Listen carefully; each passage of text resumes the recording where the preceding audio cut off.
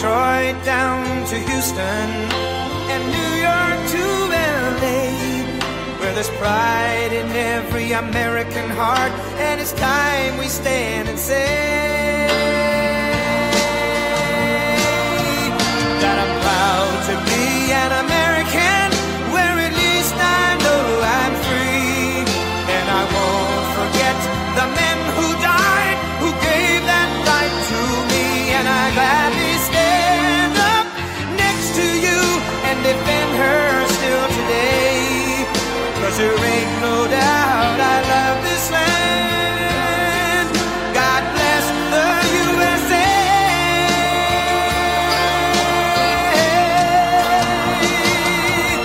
And I'm proud to be an American, where at least I know I'm free. And I won't forget the men who died, who gave that right to me. And I gladly stand up next to you and defend her still today. 'Cause there ain't no doubt I love this land. God bless the USA.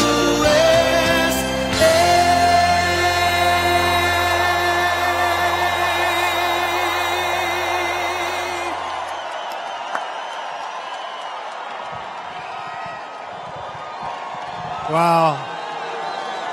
What a crowd. What a crowd.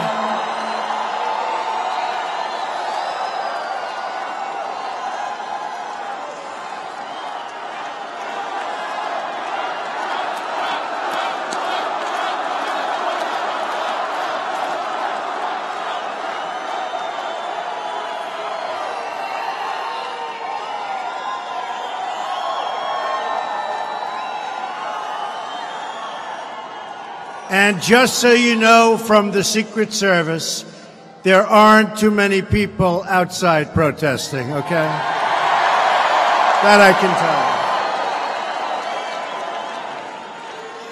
you. A lot of people in here, a lot of people pouring in right now. If they can get them in. Whatever you can do, Fire Marshal, we'll appreciate it. And I want to thank our great Vice President, Mike Pence, for the introduction, as well as my friend, Dr. Ben Carson. And thank you to a very, very special man, Franklin Graham, Reverend Franklin Graham, for leading us in prayer. And thank you to Alveda King, the niece of the great Dr. Martin Luther King.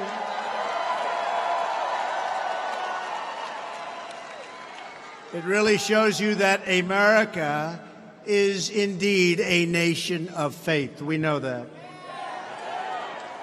Well, I'm thrilled to be back in Phoenix, in the great state of Arizona.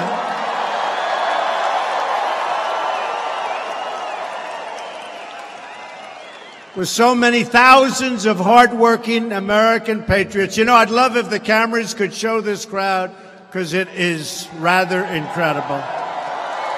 It is incredible.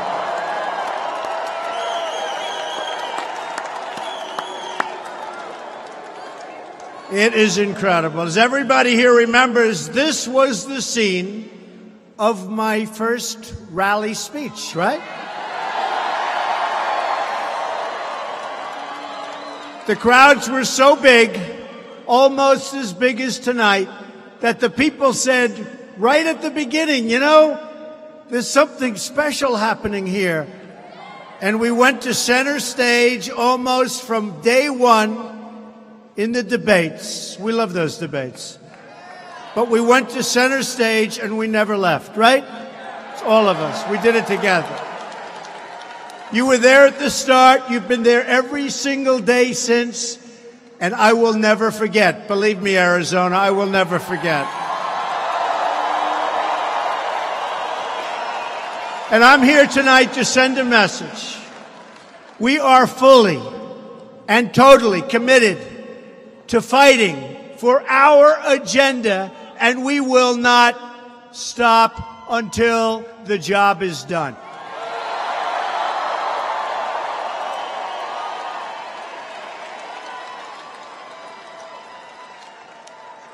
This evening, joined together with friends, we reaffirm our shared customs, traditions, and values. We love our country. We celebrate our troops. We embrace our freedom. We respect our flag. We are proud of our history. We cherish our Constitution, including, by the way, the Second Amendment.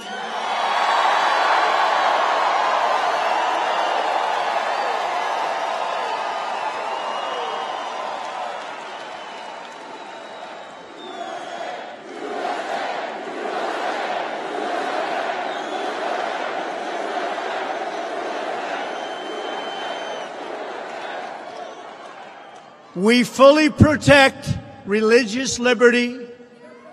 We believe in law and order, and we support the incredible men and women of law enforcement. And we pledge our allegiance to one nation under God.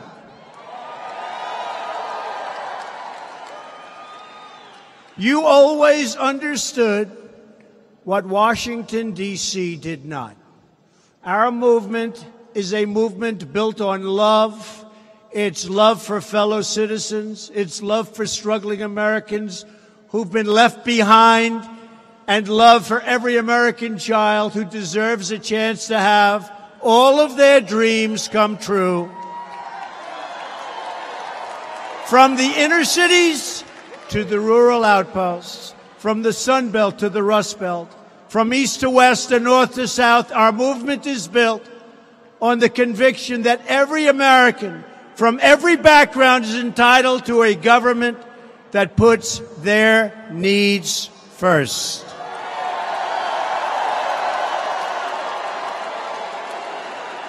It is finally time to rebuild our country, to take care of our people, and to fight for the jobs our great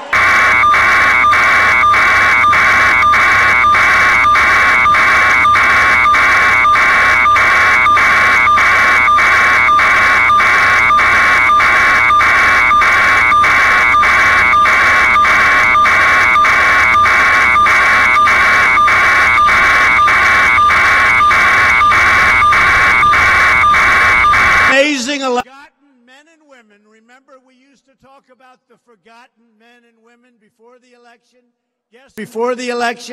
Guess what? They're not forgotten anymore, right? Anymore. No, they're not forgotten anymore, folks.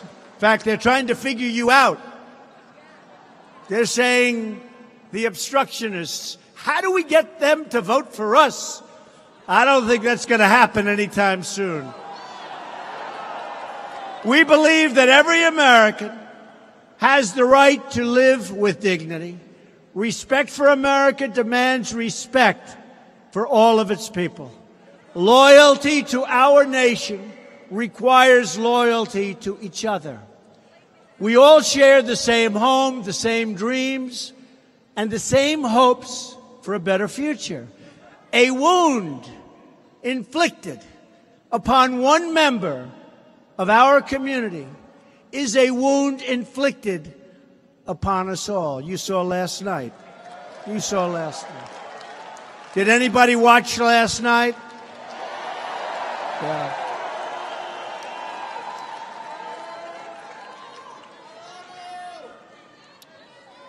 When one part of America hurts, we all hurt. And when one American suffers an injustice, all of America suffers together. We're all together. It's time for us to follow the example of our brave American soldiers, and I was with a lot of them last night, Fort Myers. No matter where they come from, no matter what faith they practice, they form a single, unbreakable team. That's what we are. We're a team. As a nation, we're a team. They're all united by their devotion to our country and to their mission. It's time for all of us to remember that we are all on the same team. We are all Americans, and we all believe right now in America first.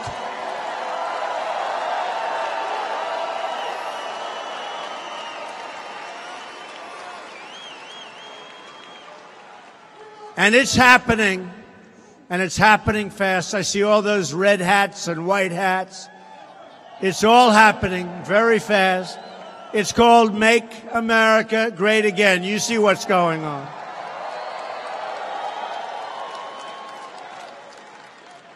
It's coming back very fast. We want every child to succeed, every community to prosper, and every struggling American to have a chance for a better life. What happened in Charlottesville strikes at the core of America. And tonight, this entire arena stands united in forceful condemnation of the thugs who perpetrate hatred and violence.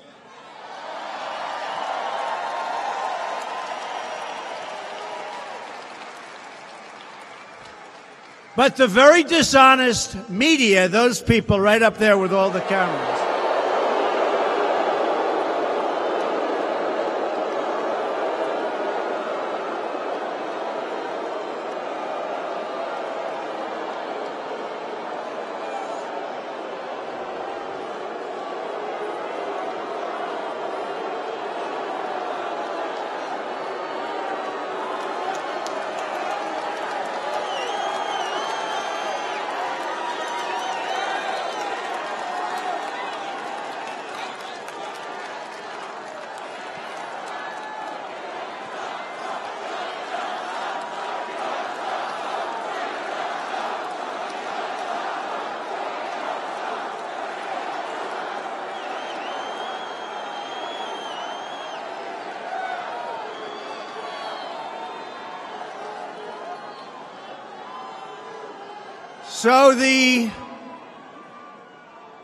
and I mean truly dishonest people in the media and the fake media, they make up stories. They have no sources in many cases. They say a source says there is no such thing, but they don't report the facts.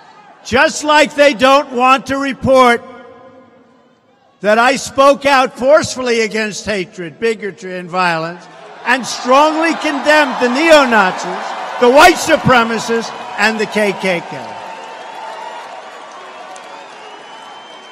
I openly called for unity, healing, and love, and they know it because they were all there. So what I did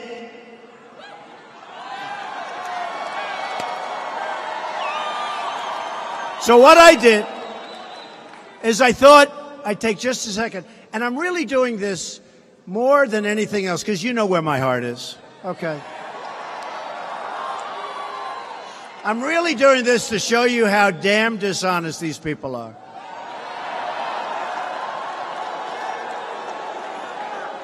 So here is my first statement when I heard about Charlottesville. And I have a home in Charlottesville. A lot of people don't know. Here's the first. Can't believe they haven't figured that one out yet. Now they know. Now they finally know. But I don't want to bore you with this. But it shows you how dishonest they are. And most of you know this anyway. So here's what I said, really fast. Here's what I said on Saturday. We're closely following the terrible events unfolding in Charlottesville, Virginia. This is me speaking. We condemn in the strongest possible terms this egregious display of hatred, bigotry, and violence. That's me speaking on Saturday, right after the event. So I'm condemning the strongest possible terms, egregious display, hatred, bigotry, and violence. Okay, I think you can't do much about it, right? Okay, but they didn't want to put this on. They had it on initially, but then when they talked, he didn't say it fast enough. He didn't do it on time. Why did it take a day? He must be a racist. It took a day.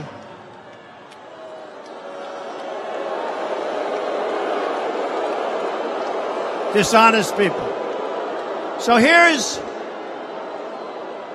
me. I hope they're showing how many people are in this room. But they won't. They don't even do that. The only time they show the crowds is when there's a disruptor or an anarchist in the room. I call them anarchists. Because believe me, we have plenty of anarchists. They don't want to talk about the anarchists. So this is me.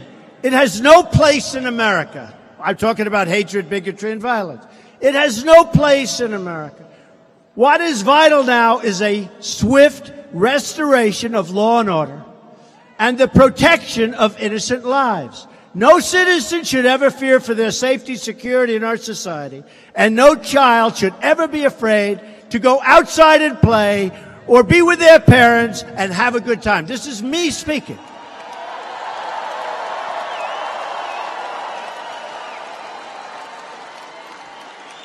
Here's further. This is on Saturday, the first one. I did this 3 times. We have to come together as Americans with love for the nation and true affection. Really, and I say this so strongly, true affection for each other. I didn't say true affection for you and you.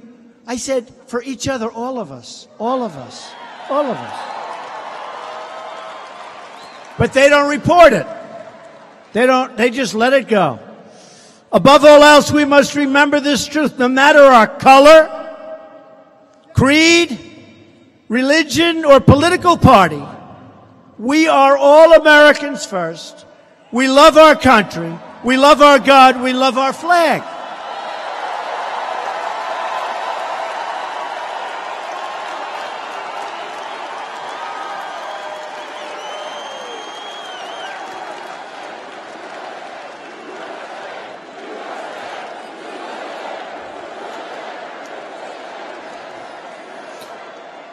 Then I went on. This is my first statement. And they said, remember, they said, well, he wasn't specific enough. Why wasn't he more specific? So in my second statement, I got really specific. And they said, why didn't he do it faster? I'm telling you, folks, look, I know these people probably better than anybody. And a lot of people have a problem with it because, look, what happens with them, if they're doing a story about me, I know if it's honest or false. If you're reading a story about somebody, you don't know. You assume it's honest because it's like the failing New York Times, which is like so bad. It's so bad. Or the Washington Post, which I call a lobbying tool for Amazon. Okay, that's a lobbying tool for Amazon. Or CNN, which is so bad and so pathetic, and their ratings are going down.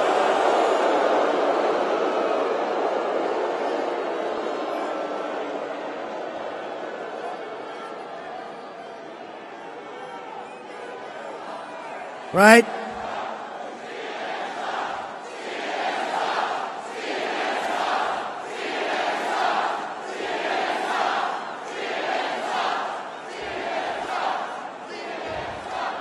But all the network, I mean, CNN is really bad, but ABC this morning, I don't watch it much, but I'm watching in the morning, and they have little George Stephanopoulos talking to Nikki Haley, right? Little George. And he talks about the speech I made last night, which, believe it or not, got great reviews, right? They had a hard time. They were having a hard time because it was with soldiers. We were somber. We were truthful. We were saying things, and it really did. So he talked about it for like that much. Then he goes, let's get back to Charlottesville. Charlottesville. And Nikki was great. She's doing a great job, by the way. So now, I say we have to heal our wounds and the wounds of our country. I love the people of our country. The people. All of the people. It says, I love all of the people of our country.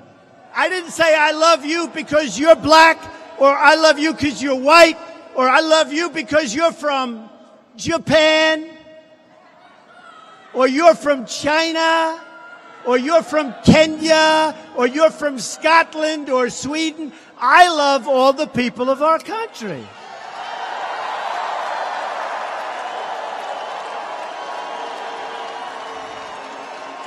So I said, here's this is, by the way, folks, This is my exact words. I love all the people of our country. We're going to make America great again, but we're going to make it great for all of the people of the United States of America. And then they say, is he a racist? Is he a racist? Then I did a second one.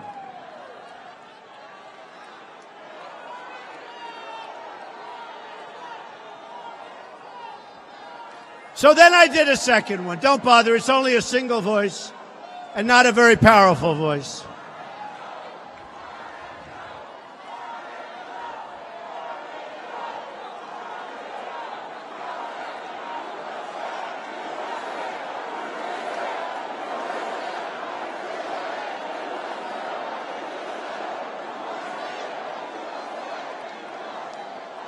How did he get in here? He's supposed to be with a few people outside. How about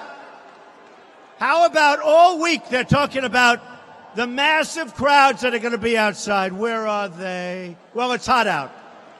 It is hot. I think it's too warm. You know, they show up in the helmets and the black masks, and they've got clubs and they've got everything. Antifa!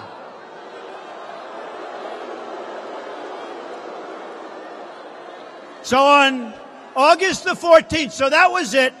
And I said, all people, I love all people, everything, right? Now I figure I'm going to do it again. I'll be even more specific. So I said, based on the events that took place over the last weekend in Charlottesville, I'd like to provide the nation with an update, because that was right after the event, the first one, right?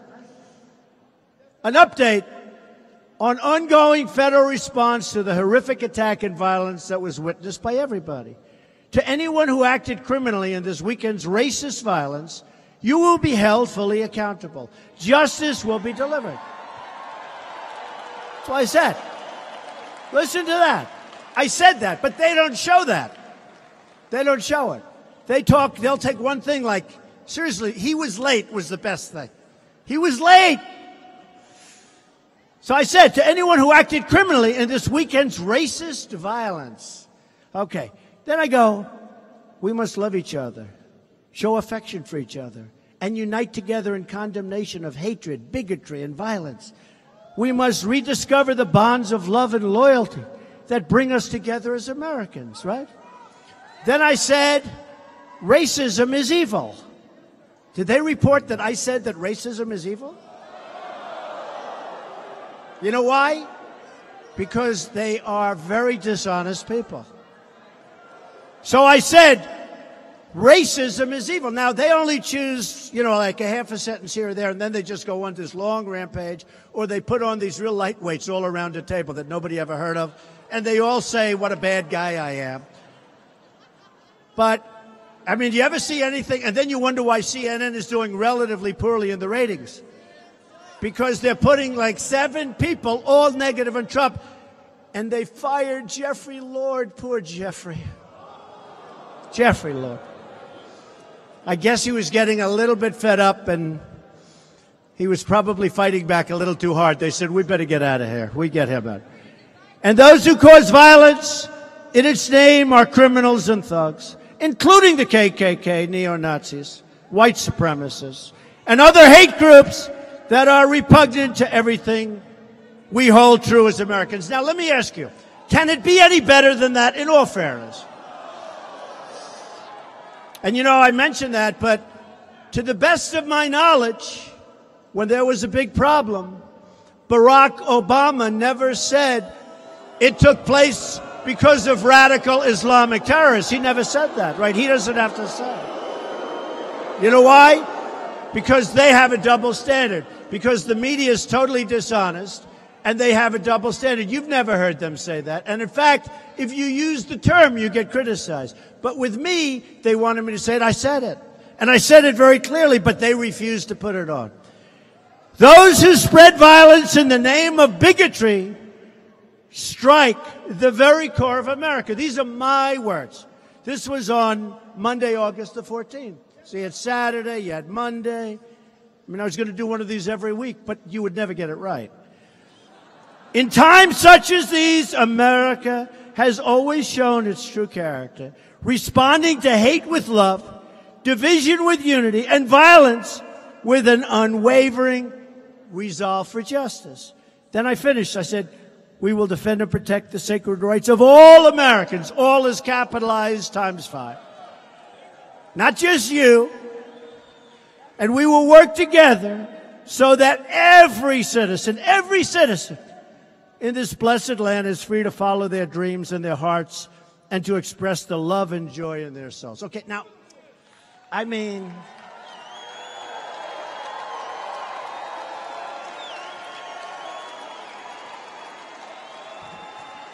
so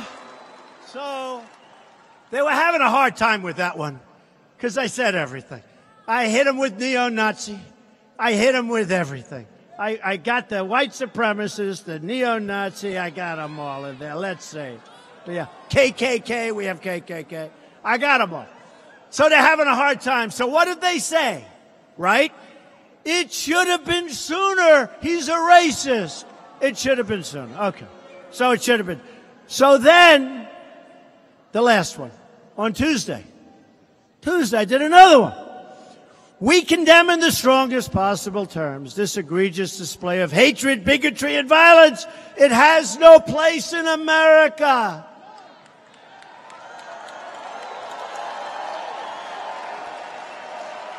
But they also said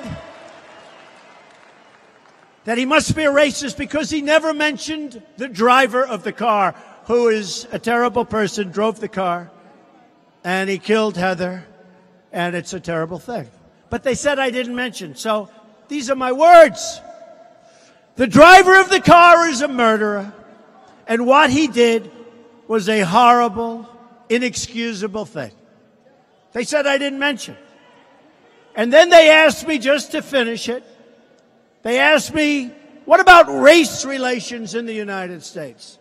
Now, I have to say they were pretty bad under Barack Obama. That I can tell you. But they asked me the question, and I said, well, I think jobs can have a very big and positive impact. I think if we continue to create jobs like I've done, over 1 million since I've been in office, way over 1. I think if we continue to create jobs at levels that I'm creating jobs, I think that's going to have a tremendously positive impact on race relations. I do.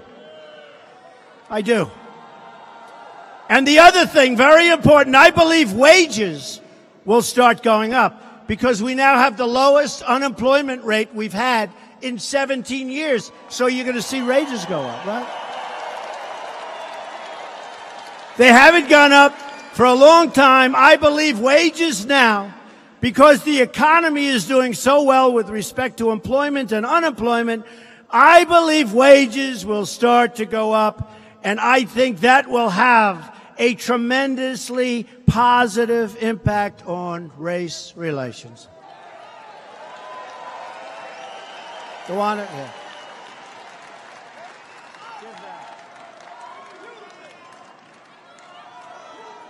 So that was my words. Now, you know, I was a good student. I always hear about the elite. You know, the elite, they're elite. I went to better schools than they did. I was a better student than they were. I live in a bigger, more beautiful apartment, and I live in the White House, too, which is really great.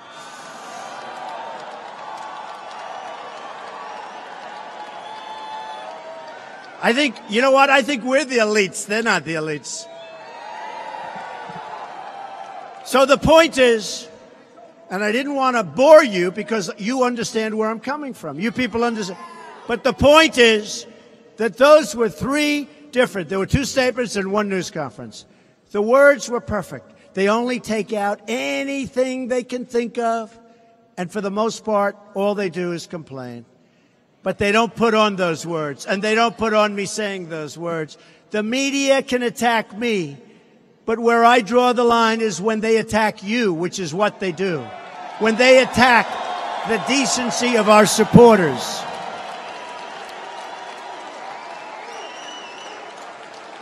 You are honest, hardworking, tax-paying, and by the way, you're overtaxed, but we're going to get your taxes down.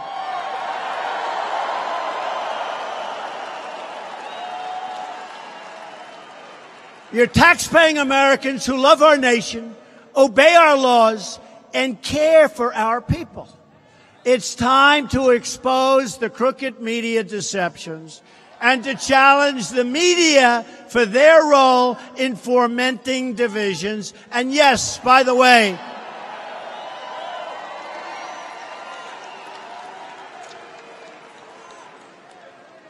they are trying to take away our history and our heritage. You see that.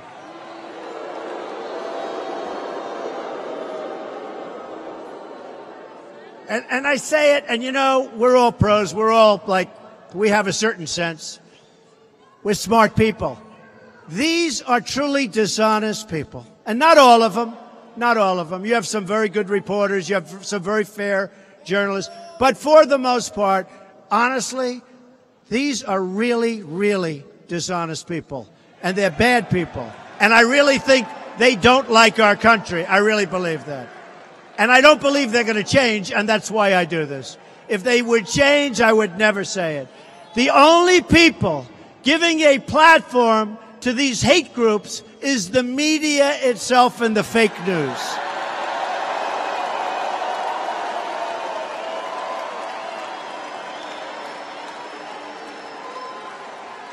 Oh, that's so funny. Look back there.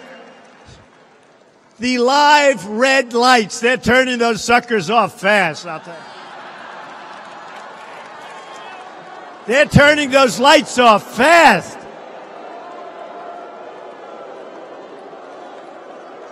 Like CNN does not want its falling viewership to watch what I'm saying tonight, I can tell.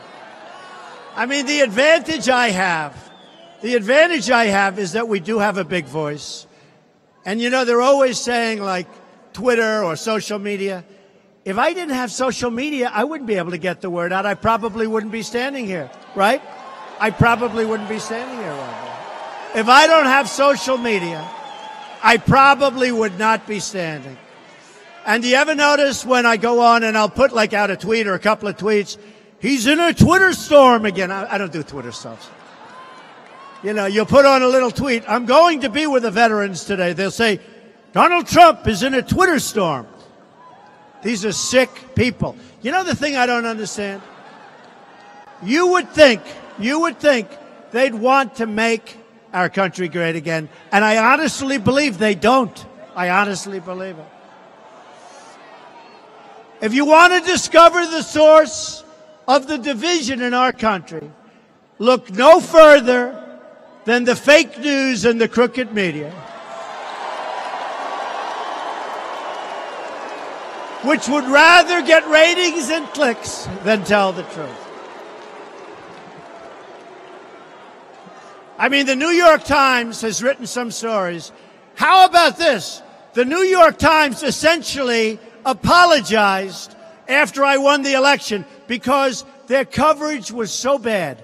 And it was so wrong, and they were losing so many subscribers that they practically apologized. I would say they did. They say, well, it wasn't really that much of an apology because they were losing so many people, because they were misled. And I figured this is great. And for about 2 weeks, I got good coverage. Then they reverted back, and they're worse than ever before. You know, it's like one of those things. The Washington Post is terrible. But these are dishonest. But let me tell you, you have some great honest papers. You have some great networks. I must tell you, Fox has treated me fairly. Fox treated me fairly. They've treated me fairly. Hey, I'll let you know. You know what?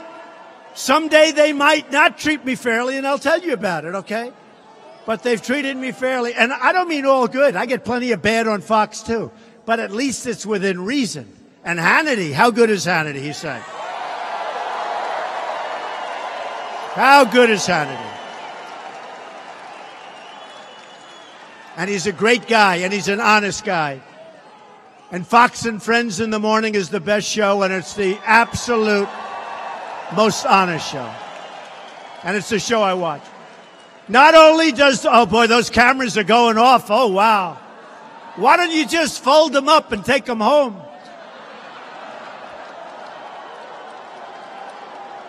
Oh, those cameras are going off. Wow. That's the one thing. They're very nervous to have me on live television because this can't happen. Now, you know what? I'm a person that wants to tell the truth. I'm an honest person. And what I'm saying, you know, is exactly right.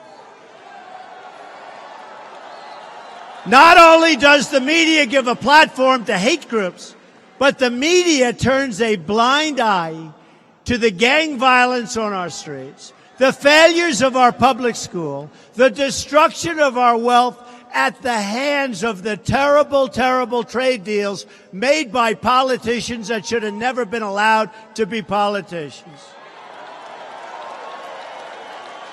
And the unaccountable hostility against our incredible police who work so hard and such a dangerous job. My administration is committed to the idea that all Americans have the right to live in safety, security, and peace. We believe in the rule of law because we know that freedom cannot exist if our people are not safe. And how safe are you at a Trump rally?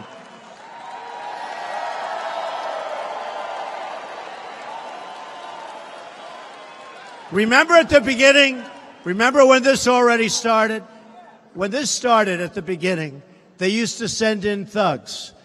They'd swing. Our people are tougher than them, so it wasn't always very good for them. But they'd send in thugs, and our people would protect themselves, and then you'd go home and you'd watch this violence. Let me tell you, see this room? You got people outside, but not very many. But see this room? You're safe in this room. You're very safe in this room. The big room. The most sacred duty of government is to protect the lives of its citizens, and that includes securing our borders and enforcing our immigration laws.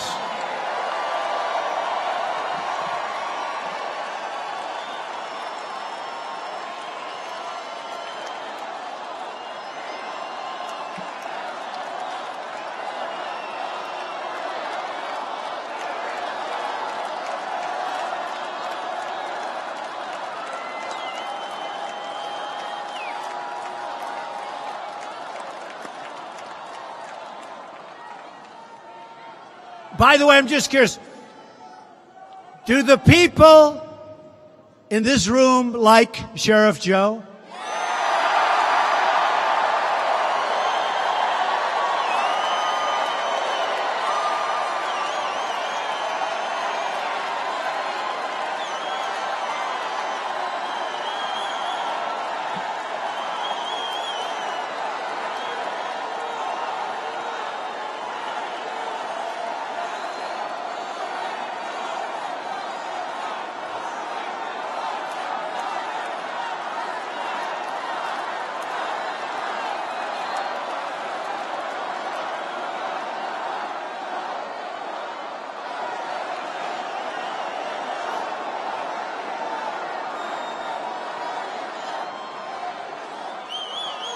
So,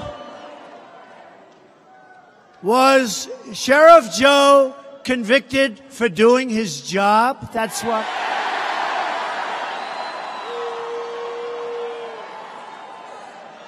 He should have had a jury, but you know what? I'll make a prediction. I think he's going to be just fine, okay?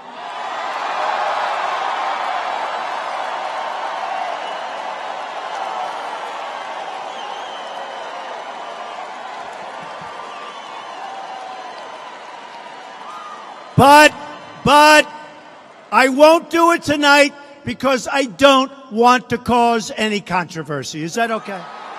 All right? But Sheriff Joe can feel good. The people of Arizona know the deadly and heartbreaking consequences of illegal immigration. The lost lives, the drugs, the gangs, the cartels, the crisis of smuggling and trafficking. MS-13 We're throwing them out so fast, they never got thrown out of anything like this. We are liberating towns out on Long Island. We're liberating. Can you imagine in this day and age, in this country, we are liberating towns. This is like from a different age. We are taking these people. They don't shoot people because it's too fast and not painful. They cut them up into little pieces. These are animals. We are getting them out of here. We're throwing them in jails and we're throwing them out of the country. We're liberating our towns. You've seen it. You've lived it. And you elected me to put a stop to it. And we are doing a phenomenal job of putting a stop to it. That I can tell you. After years of defending other countries' borders, can you believe we fight for other countries? We want to defend their borders. We're finally defending our own borders. And we're showing compassion for the struggling American workers who are now starting to see the light because plants are coming pouring back into our country. And by the way, we're doing a lot of good work on that, but a lot of people are coming back in. We have Foxconn. They make the iPhones, as you know, for Apple. And so many companies are building now in our country, including the auto companies who are coming back. Years of uncontrolled immigration have placed enormous pressure on the jobs and wages of working families. And they've put great burdens on local schools and hospitals. While this may be good for a handful of special interests, it's unfair to working people of all backgrounds all throughout our country.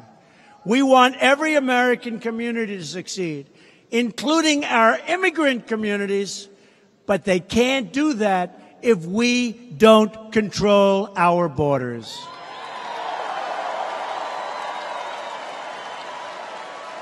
Earlier today, I visited with the incredible men and women of ICE and the Border Patrol during a visit to Yuma sector.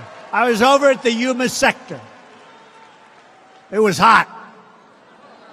It's like 115 degrees. I'm out signing autographs for an hour. I was there. That was a hot day. You learn if you're in shape, if you can do that, believe me. And they actually told me, actually, sir, it's relatively cool today. Can you believe that? But it was great. And I met with the Border Patrol, and I met with ICE, and these are incredible people, the job they do.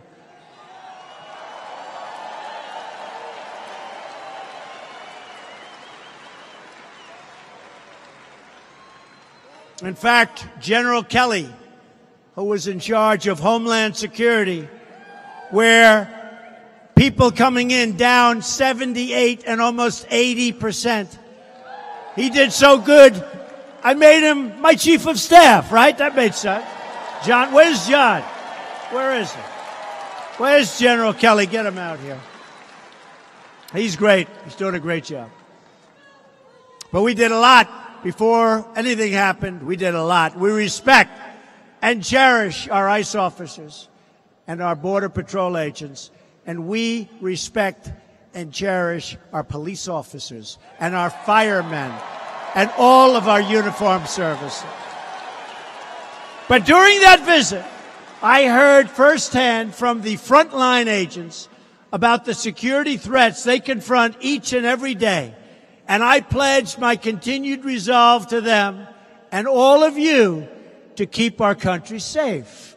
All around the nation, I have spent time with the wonderful Americans whose children were killed for the simple reason that our government failed to enforce our immigration laws, already existing laws. And I promise these families the deaths of their loved ones will not have been in vain. I promise them. I know so many of them. One by one, we are finding the gang members, the drug dealers, and the criminals who prey on our people. We are throwing them out of the country, or we're putting them the hell fast in jail.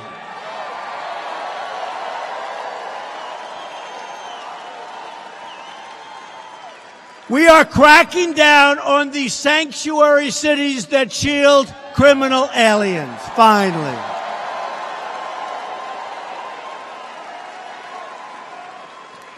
And we are building a wall on the southern border, which is absolutely necessary.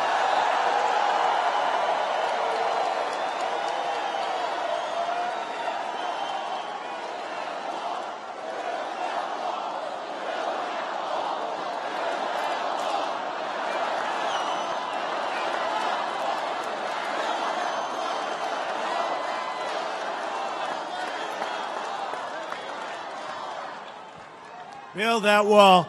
Now, the obstructionist Democrats would like us not to do it, but believe me, if we have to close down our government, we're building that wall. Let me be very clear to Democrats in Congress who oppose a border wall and stand in the way of border security. You are putting all of America's safety at risk. You're doing that. You're doing that.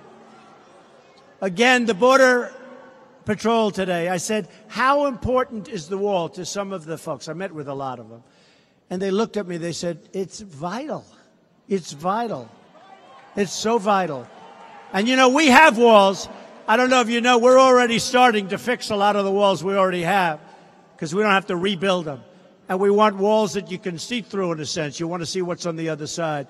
But we're starting to fix a lot of the walls. We've done a lot of work. But I said to them, how are we doing and how important are the walls? And they said, Mr. President, you have no idea. It is desperately needed. We're going to have our wall. We're going to get our wall.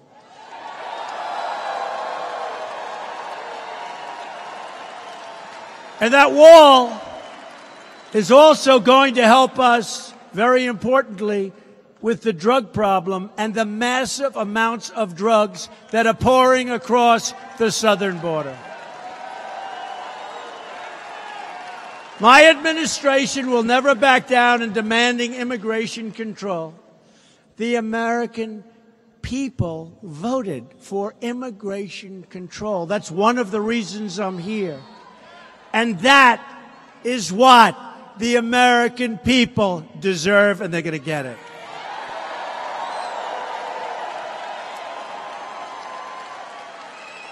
So you put pressure, but believe me, one way or the other, we're going to get that wall.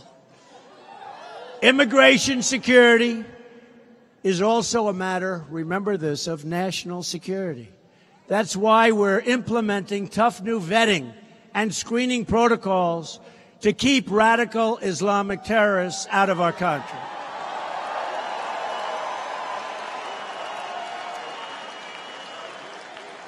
You look at what just happened in Spain and so many other places. Nope. We're really vetting. We're tough. Does anybody want me to be soft on the vetting, or would you like me? Extreme vetting. I came up with that term. That's what it has to be. So I have a message for Congress tonight. Your job is to represent American families, American people, American workers. It's your job. You need to represent them on the border, on taxes, on health care, one vote, and on every other issue that affects their lives. And for our friends in the Senate, oh boy.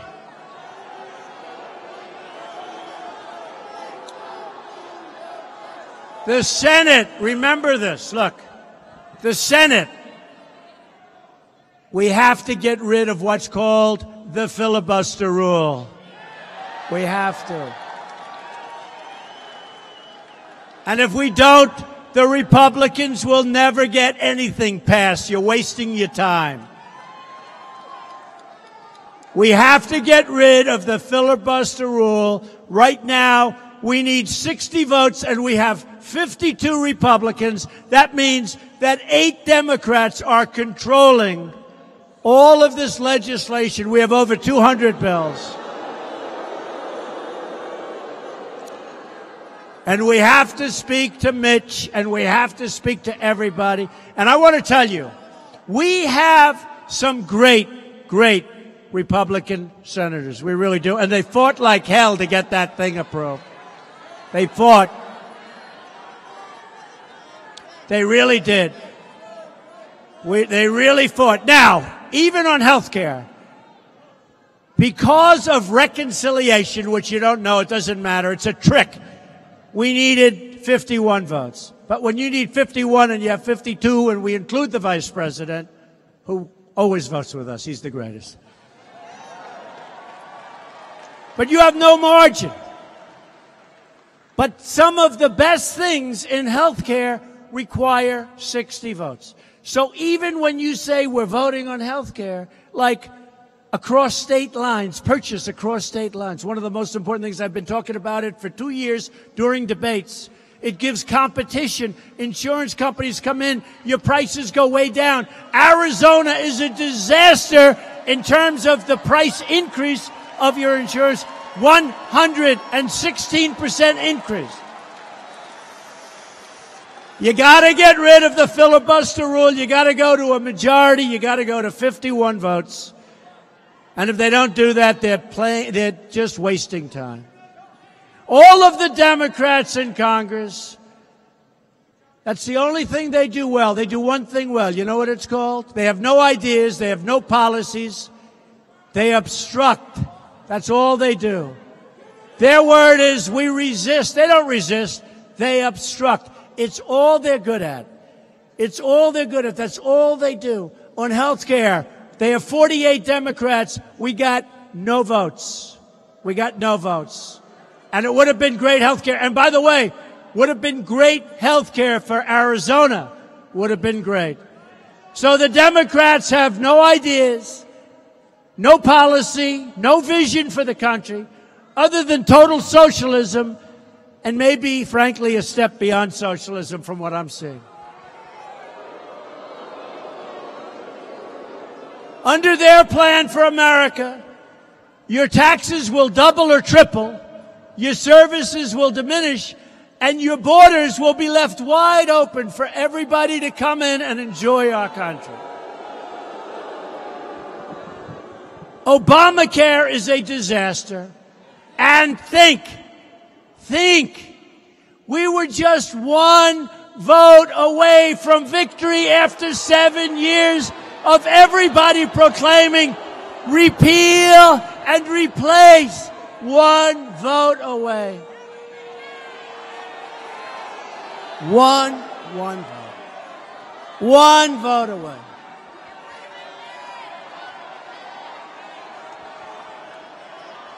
We were one vote away. Think of it. 7 years. The Republicans, and again, you have some great senators, but we are one vote away from repeal.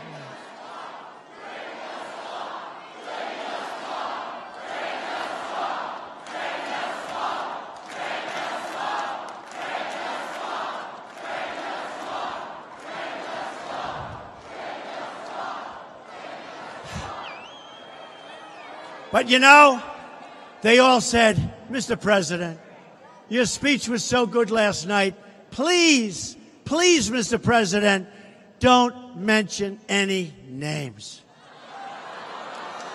So I won't.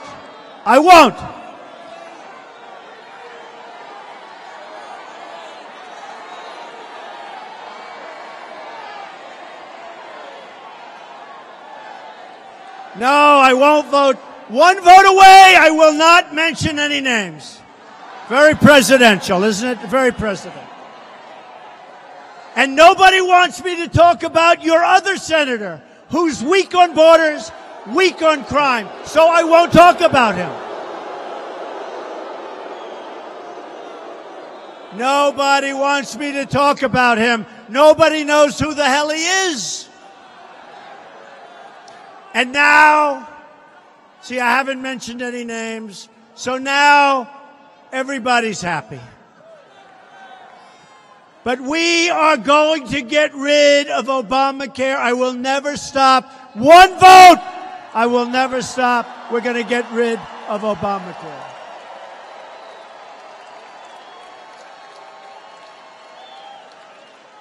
Every day we're keeping our promises, and that includes our promises to our great, great veterans. Who's a veteran here? It's getting better, getting really good.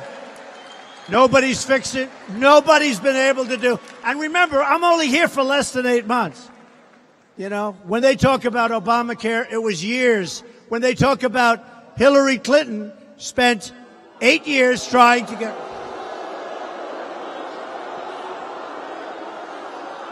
8 years trying to get health care.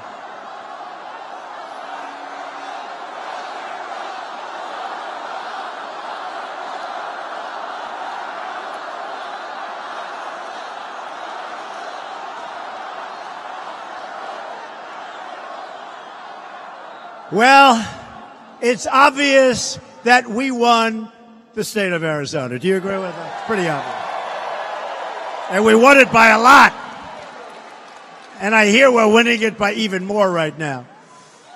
But if you think about it, Clinton, they spent 8 years and they weren't able to get health care. Other administrations spent all of their time, they weren't able to get it. Obama, what he did to get it, including the guy, Gruber. Did you see Gruber got fired yesterday? He got fired because he defrauded somebody or something. Something very bad happened. Check it out. Something happened. Gruber, who lied about Obamacare, who called everybody fools for believing it. Obamacare is gone. It's a disaster. It's gone.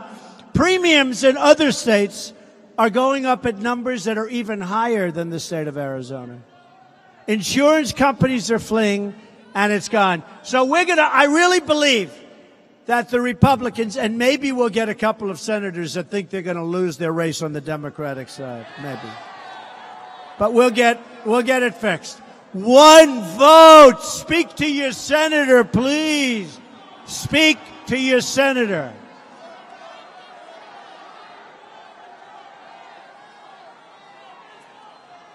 We're reforming the VA to ensure our veterans have the care they so richly deserve, including choice. In other words, if you've got to wait for 7 days and you're not feeling well, you go see a doctor, and we pay for your doctor. Isn't that good? And we got legislation approved that everybody said was impossible.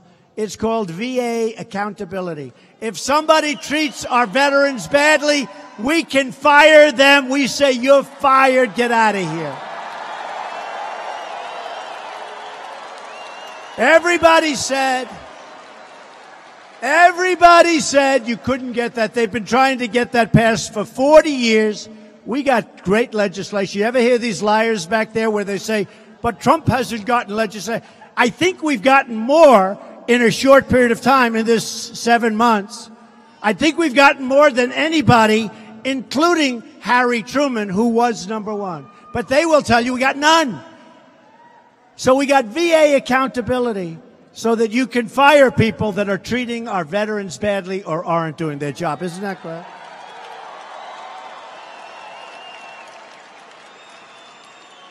We've also obtained historic increase in defense spending to prevent and deter conflict.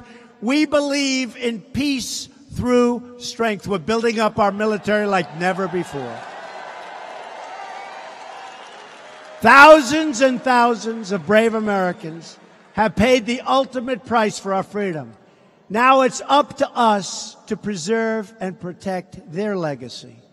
Last night, as you know, I laid out my vision for an honorable and enduring outcome in a very tough place, a place where our country has failed, Afghanistan.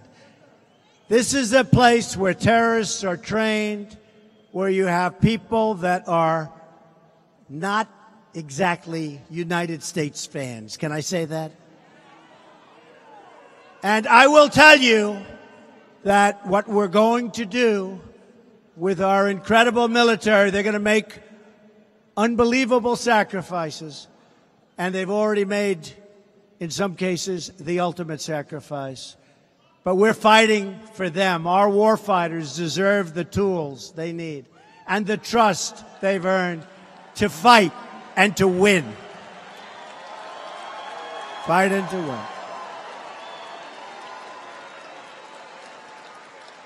And you see what's going on in North Korea. All of a sudden, I don't know, who knows?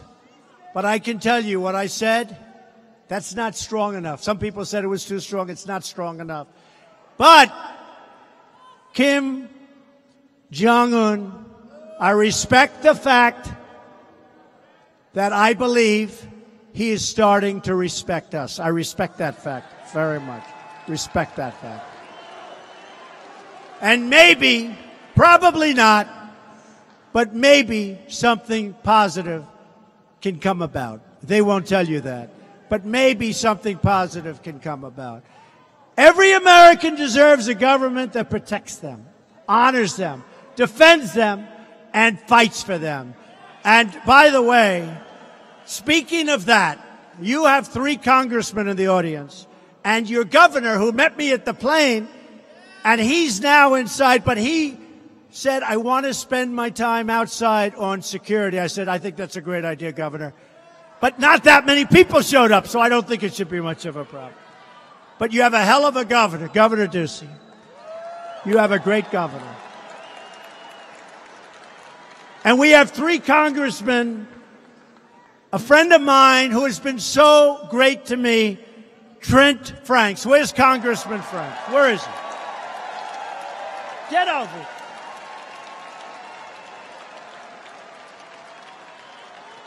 Paul Gosar, Congressman. Congressman Andy Biggs. Get up here, fellas.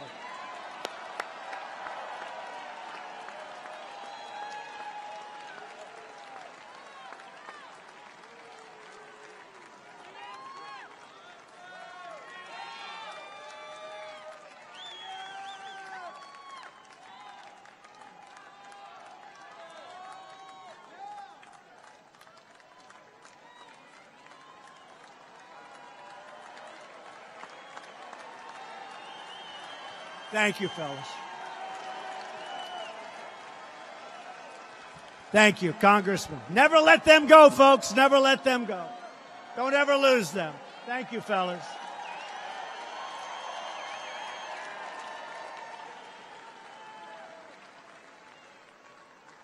So in Washington, we're taking power out of the hands of donors and special interests and putting that power back into the hands of the people that voted for us, okay, for us.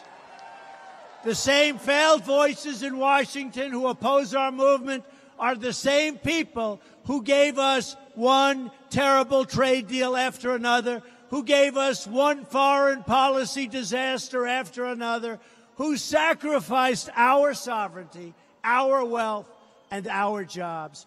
We don't need advice from the Washington, D.C. swamp.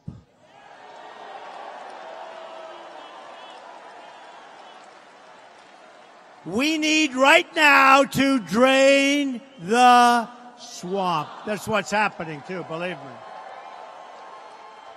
Washington is full of people who are only looking out for themselves. But I don't come to Washington for me. You know, I've had a great life. I've had great success. I've enjoyed my life. Most people think I'm crazy to have done this.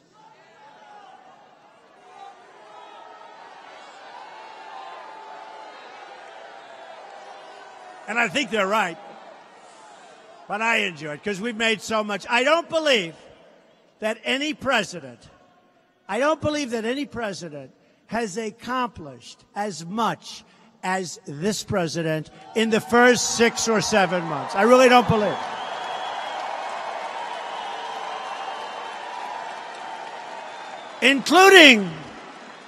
Including a great Supreme Court Justice Gorsuch. Big thing. I came to Washington for you. Your dreams are my dreams. Your hopes are my hopes. And your future is what I'm fighting for each and every day. It's so important. Our agenda is the pro-worker agenda. We've accomplished historic amounts in a short period of time. We've signed more than 50 pieces of legislation. They said we've signed none. None. We've signed 50. Appointed Justice Gorsuch. Nominated 31 new federal judges with many more on the way.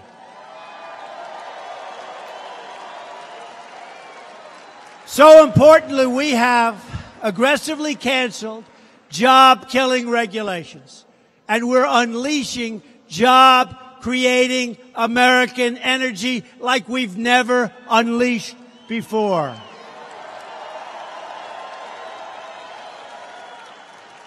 We've ended the war on beautiful, clean coal, and it's just been announced that a second brand-new coal mine where they're going to take out clean coal, meaning they're taking out coal, they're going to clean it, is opening in the state of Pennsylvania, the second one.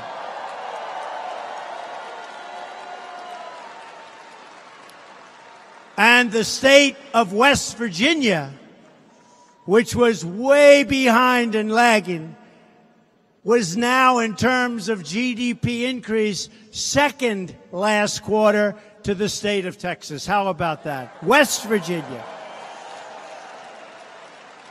And they have a great governor in West Virginia, Governor Jim Justice, who just quit the Democrats and joined the Republican Party.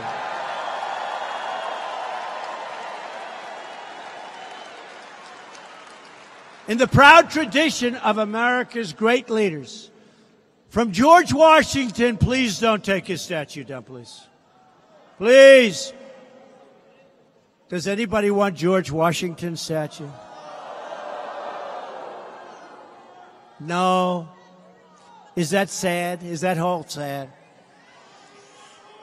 To Lincoln, to Teddy Roosevelt, I see they want to take Teddy Roosevelt's down too. They're trying to figure out why. They don't know. They're trying to take away our culture. They're trying to take away our history. And our weak leaders, they do it overnight. These things have been there for 150 years, for 100 years. You go back to a university and it's gone. Weak people.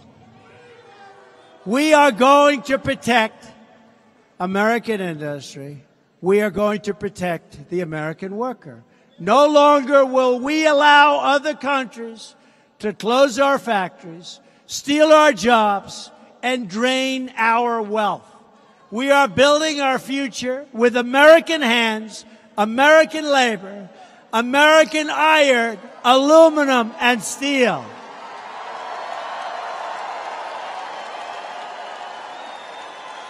We will buy American, and we will hire American. I immediately withdrew the United States from the disastrous Trans-Pacific Partnership. Would have been a disaster. And you know that one of the worst deals that anybody in history has ever entered into, we have begun formal renegotiation with Mexico and Canada on NAFTA.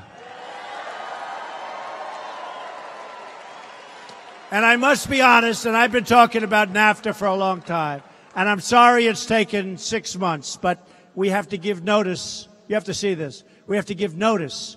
And after the notice is given, you have to wait a long time. Then you have to give another, then you have to wait a long time. Anyway, we started 2 days ago. Bob Lighthizer. Personally, I don't think we can make a deal because we have been so badly taken advantage of. They have made such great deals, both of the countries, but in particular Mexico, that I don't think we can make a deal. So I think we'll end up probably terminating NAFTA at some point. Okay, probably. But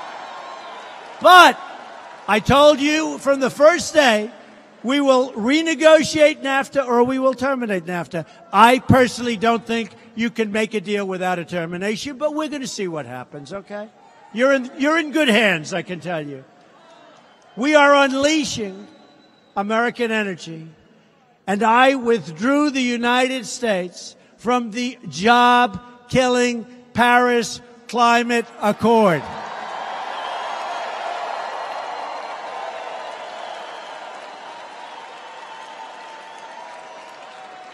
People have no idea how bad that was for this country. Great for other countries.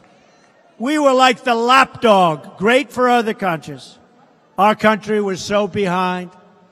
Since I took the oath of office, we've added far more than 1 million jobs in the private sector. Unemployment is right now at almost a 17-year low. Wages are rising. The stock market is at its all-time high in history, and economic growth has surged to 2.6%. Remember, everybody said you won't bring it up to 1%. You won't bring it up to 1.2%. And we've just started. Those regulations that we've gotten rid of, and we're going to have some regulation, but it's going to be sensible regulation. Those regulations are unleashing our economy. So we have a GDP, was shocking. About 2 weeks ago, it was announced for the quarter, 2.6%. Remember I said we're going to try and hit 3%? We're already at 2.6. Maybe I'll have to increase my offer.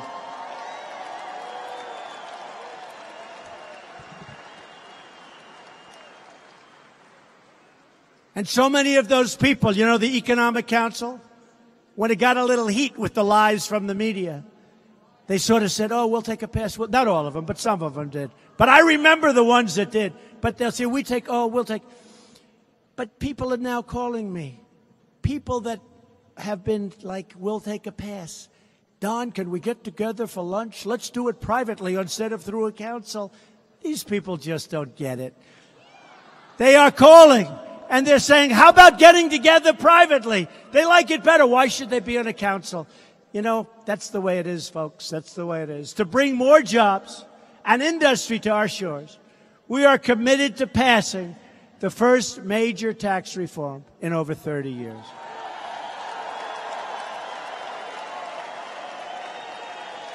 Now, we need the help of Congress, please. Okay? We need the help of Congress. And we really could use some Democrat help.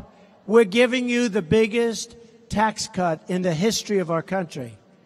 The Democrats are going to find a way to obstruct. If they do, remember, they are stopping you from getting a massive tax cut. Just remember that, okay?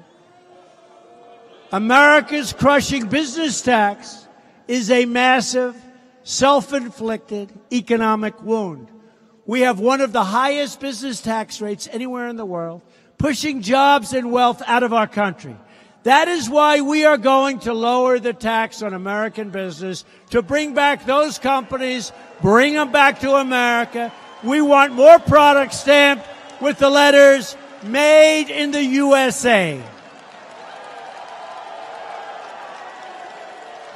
We also want everyday Americans to be able to keep more of their own money. So for the Democratic senators, especially the ones where I won their states by 20 and 30 points, I really hope you're going to come over to our side.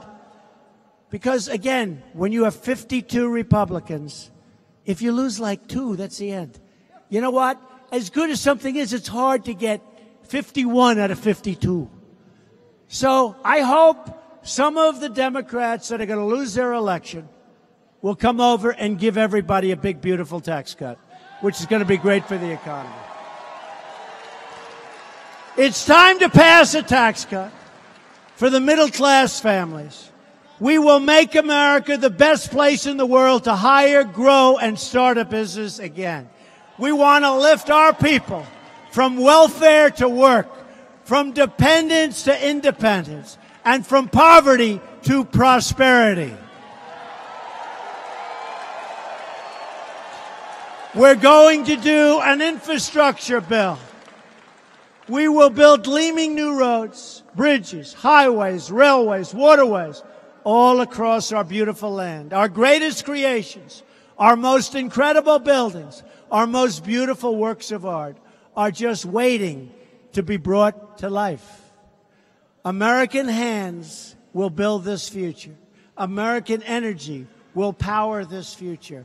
We have become an energy exporter for the first time ever just recently.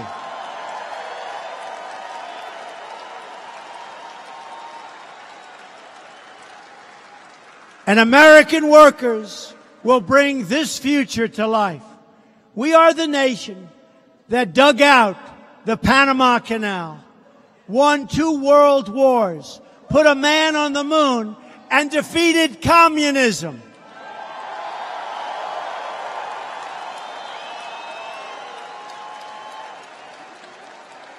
We can do anything. We can build anything. And we can dream anything. It's time to remember what our brave soldiers never forgot. Americans share one flag, one home, and one glorious destiny. We live according to the same law, raise our children by the same values, and we are all made by the same Almighty God.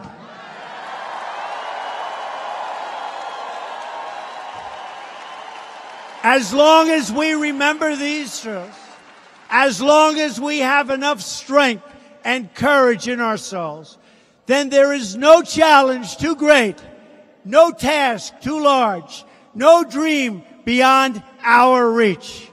We are Americans, and the future belongs to us. The future belongs to all of you. This is our moment. This is our chance. This is our opportunity to recapture our dynasty like never before, to rebuild our future, to deliver justice for every forgotten man and woman and child in America. Freedom will prevail. Our values will endure. Our citizens will prosper. Arizona will thrive. And our beloved nation will succeed like never, ever before.